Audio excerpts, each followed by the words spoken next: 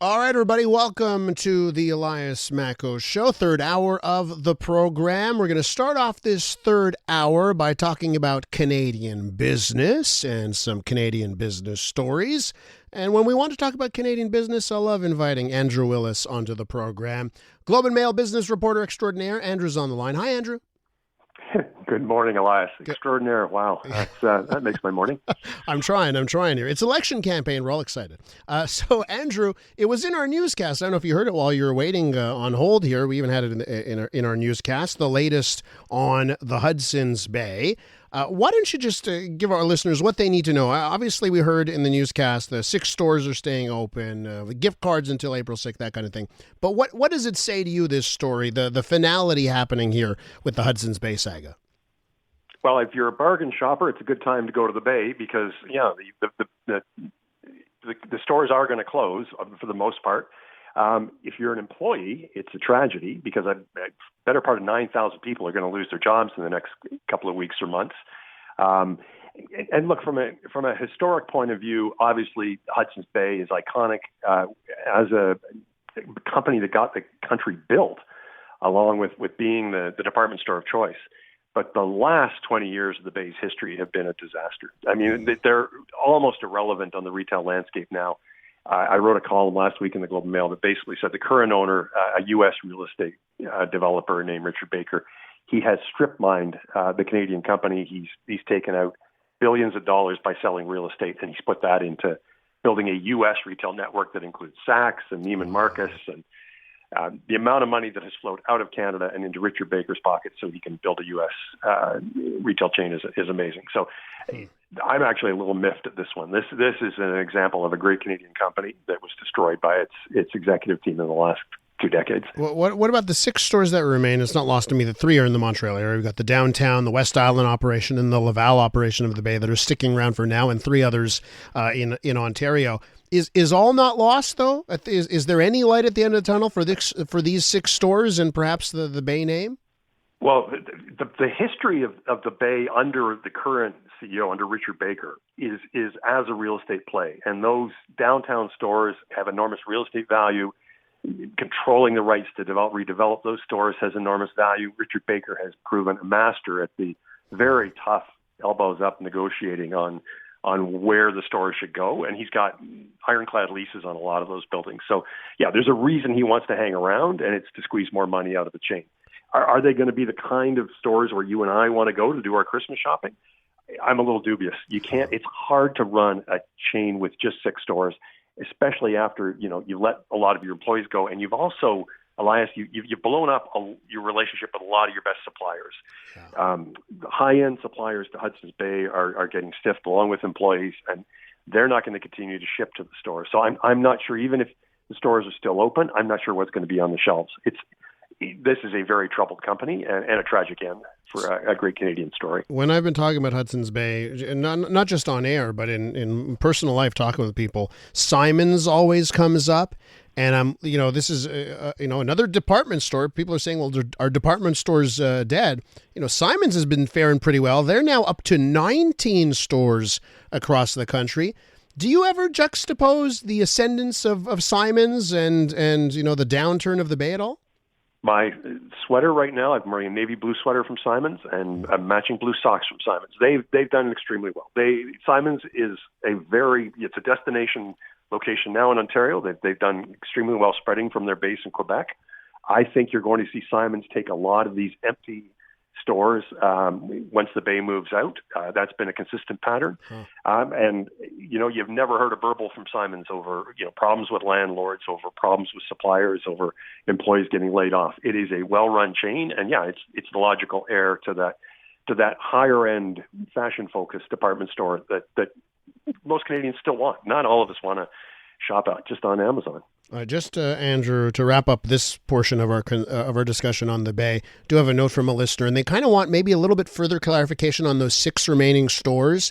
And I know you mentioned how the current owners like to squeeze all the land for the value for everything that it's got.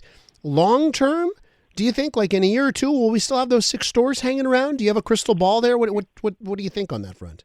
Well, long term, if I can say 5 years rather than 2 years, because Yeah. 2 years is pretty short span. I would think most of these. Baker has no emotional attachment now to Hudson Bay. That's Richard Baker, the governor of Hudson Bay. So I think if he's willing to shut down most of the chain, I think he's just looking for a good deal to exit the last few stores. I don't see any real symbolic importance in any of the 6 stores. To Richard Baker, I will predict they just represent real estate plays, and most of those stores will be flipped into either office towers or locations for another retailer within 5 to 10 years. All right, well, we'll remind everyone once again, use your gift cards. You got till April 6th. Use those gift cards that are in your drawers. And your loyalty points are no good anymore as soon as they've filed for creditor protection. No, it's not a great time for shoppers, and definitely a tough time for Bay employees. Yeah. Andrew, listen, let's keep on with the Canadiana theme. And it's actually a question I threw at our listeners last Friday on the program. We were talking about another iconic Canadian brand, Tim Hortons. And I asked our listeners, do you consider Tim Hortons to be Canadian? Of course, we've got the Double Double and the Timbits. These are iconic products. It started up by a hockey player, for crying out loud. They have 100,000 employees across the country. Well, that's Canadian. And they've been a face of Canada now around the world as the chain expands to places like the Middle East. But of course, you look at corporate ownership, and it's not so Canadian. How does a business reporter at the Globe Mail answer the question, is Tim Hortons Canadian? Well, I take the narrow view first. The Tim Hortons' parent company is called Restaurant Brands International. Now, under that umbrella, as a lot of your listeners probably know, you've got Popeyes, U.S. chain. You've got Burger King, U.S. chain, and a newer addition called Firehouse Subs. And all of those companies, they trade on the Toronto Stock Exchange. The head office is nominally in Toronto, so it's a Canadian company. When you start to peel back the layers, it's like Molson's, it's like a lot of other consumer product companies. The controlling shareholder at Restaurant Brands International, so the people who really make the money off Tim Hortons after all our double doubles, and I drink as much of that coffee as anybody. It's a Brazilian fund called 3G, one of the most successful investors in the world, right up there with Berkshire Hathaway. 3G owns Anheuser-Busch, so they're the guys who ultimately own the Labatt's brand. Biggest beer maker in the United States and one of the biggest in Canada. 3G owns Kraft Heinz along with Berkshire Hathaway. All the founders are multi-billionaires. So if you were to ask me who ultimately controls Tim Hortons, well, it's a bunch of Brazilian private equity investors. Wow. And look, a lot of the management team at Restaurant Brands International and at Tim Hortons, they didn't come up through the ranks. They've come from global companies. A lot of them are veterans of Burger King as opposed to Tim Hortons. Having said that, Tim Hortons as a business platform, and I think this is really important to last, most of the local stores are owned by franchisees. Those are people in your community. They are, they're a lot of them are first generation Canadians who've spent the money to buy these franchises and build great local businesses. So, look, I know a lot about Tim Hortons. I've met all their senior guys. None of them have Canadian accents, but I still think of it as a Canadian chain because I know when I'm in there, I got an owner of that store who's probably living just down the street from me. And when you look at the Tim Hortons brand identity, and you see the expansion spots, China, India, South Korea, the Middle East, do you think that Tim Hortons has become a decent way to fly the flag in other countries around the world? 100%. Yeah, look, they are proud of their Canadian heritage. It's a key part of the branding consistently around the world. And they've been successful at expanding the Tim Horton brands in ways that not many other Canadian consumer product companies have. Again, you've had me on a couple of times to talk about Couche-Tard and Circle K. They're a global success story, 100% retained their Canadian roots. Yeah. But otherwise, Lululemon is kind of doing it, although, again, most of the ownership there is U.S. private equity funds. It is rare to see a Canadian consumer brand make it onto the global stage, and I'm proud of Tim Hortons for doing it. But the folks who are getting rich off Tim Hortons, they're based in Brazil. And that's just a reality of global finance these days. Let me ask you this, Andrew, to wrap us up. You're on a road trip, and you're about to get off the exit, and you want to stop at the most Canadian option possible. What's the option for you?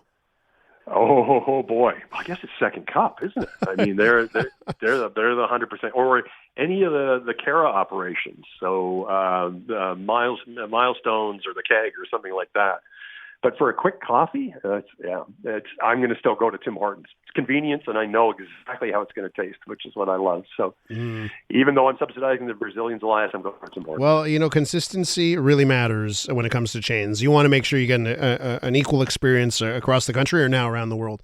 I appreciate that with bagels and coffee and, in a lot of parts of my life. Andrew, you be well. Thanks for joining us this morning. Anytime, Elias. Take care. That's Andrew Willis from the Globe and Mail.